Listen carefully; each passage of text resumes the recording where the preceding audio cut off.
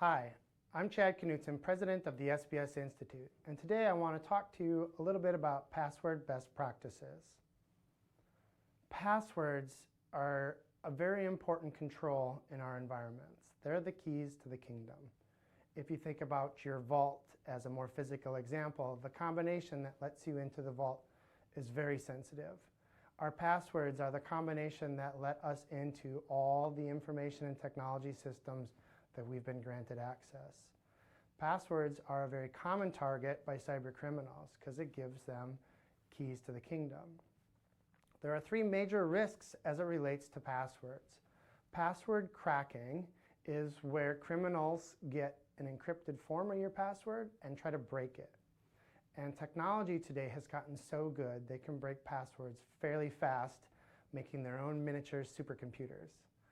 Phishing emails are another threat that constantly try to lure us into providing our password by tricking us with a story.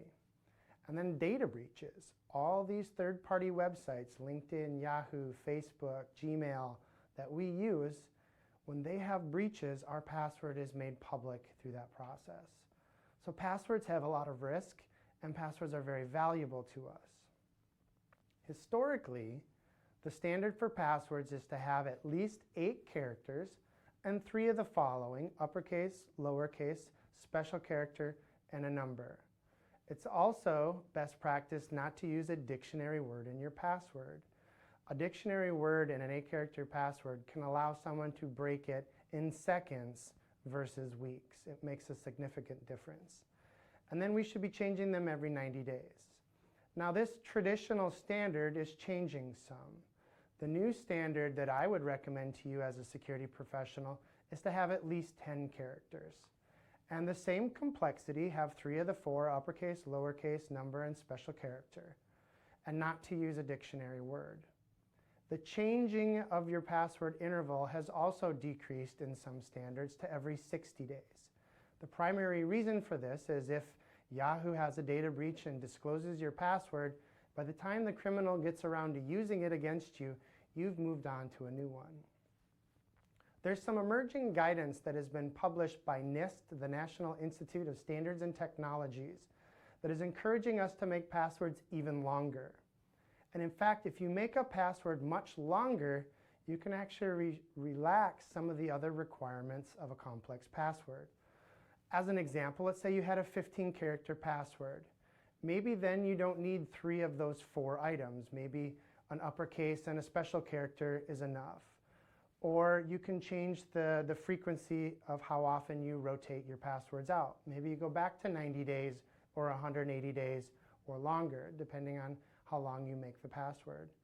And using dictionary words becomes acceptable again when you're using multiple dictionary words in a password. As an example, red hair horse sky is approximately 15 letters in length, and if you uppercase and lowercase a couple of the letters in those words, you make a fairly secure password. To implement some of these new practices, though, there's some other rules that we need to follow. We cannot reuse a password on more than one site. Every website and every application that you log into should have a unique password. This way, when that website is breached and the password gets out, it only puts access to that site at risk. It doesn't put your other sites at risk. However, statistics show that 3 out of 4 people will reuse the same password from Facebook as they will their online banking account. So we need to really work hard on reuse and eliminating that. What makes that objective difficult is think of all the websites and applications you log into. How could you possibly have a unique password for every one of them without writing it down? Password managers have become very popular to centrally store all your credentials. And what a password manager does is encrypts all of those passwords together, and you access this vault with one master password. I like to recommend master passwords be 20 characters in length. Make this your best password ever. Never reuse that master password on any of the websites or any other applications, so there's no risk that it could be breached and used to compromise your vault.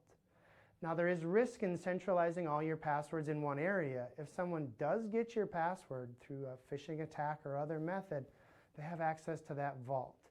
So I highly encourage you to enable multi-factor authentication. This will help balance out the benefits of a password manager with the added risks that it creates. So two-factor authentication is where you would use a cell phone or other device to authenticate you in addition to your password.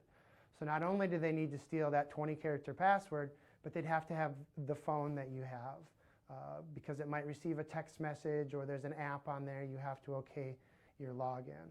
So two-factor authentication, in my opinion, is a requirement for password managers. In addition to that, passwords, no matter where they're used, as unique as they are a weakness. It's too easy to steal someone's password or for a website to be breached. Consider enabling multi-factor authentication on any website that you log into to help add an extra layer of protection. Most websites today are enabling a second factor, usually a text message or an app that you can put on your phone. So the cost is pretty low and the value is tremendous. So I highly encourage two-factor on everything. My name is Chad Knutson from the SBS Institute, and I appreciate your time today to learn about password security. Thank you.